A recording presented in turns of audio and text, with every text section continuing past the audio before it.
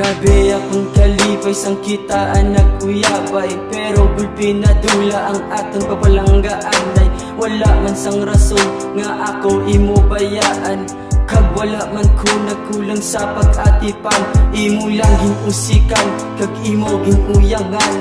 Ang akong paghigugma, imo lang ginpabayan. Gintalikdan mo lang ang aton mga inagin. Sa pagsapak sa imo, imo lang ginpawalaan. Perte ka sakit ang ginhimo mo sa akon. Ang imo nga desisyon daw hindi ko gid mabaton. Ang akong relasyon nagubat na lang gidayon. Pamatyagan ko subong daw ginbutang ko sa lungog. Pagpalangga sa imo lang, pero ano ginhimo higugma ko ginuyangan. Ang promisa mo sakon, ang pagpalangga mo sakon, ang ginabatyag ko subong, ang ginhimo mo sa akon.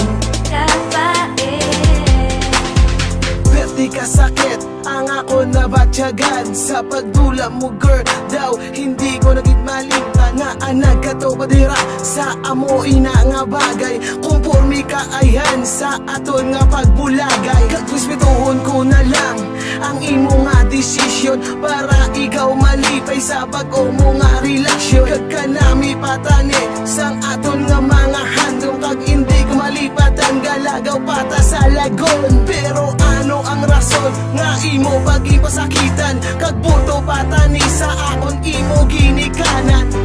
Imo ginuyangan ang pagbalangga nga matuod. Do isa lang ka aso nga naggato sa panganod.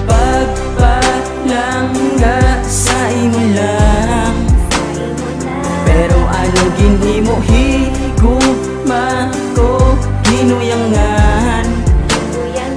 Ang promisa mo sakon, ang pagpalangga mo sakon, ang ginabatyag ko subong, ang ginhimo mo sa akon.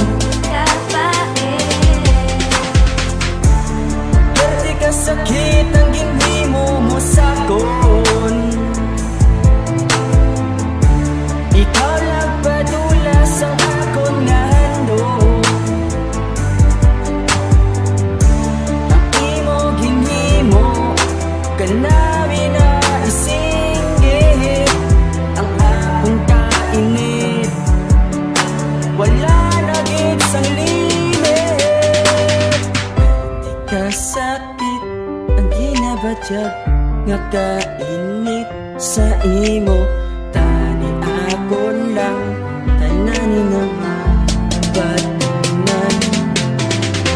Pagpalangga sa imo lang, pero ano ginhimo higugma ko ginuyangan.